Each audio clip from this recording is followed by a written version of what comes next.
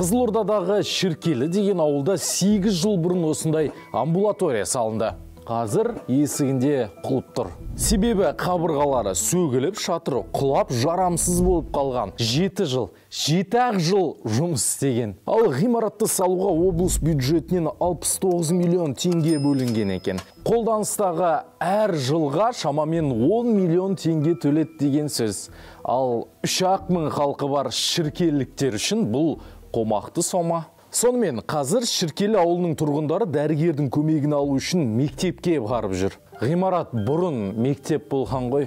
Қазір амал жоқ, дәрігерлер сонда отыр. Ал амбулатория ғимаратын күрделі жөндеуден өткізбек. Шамамен 75 миллион теңгеге. Ғимаратты салуға неше миллион теңге кеткені естеріңізде ғой.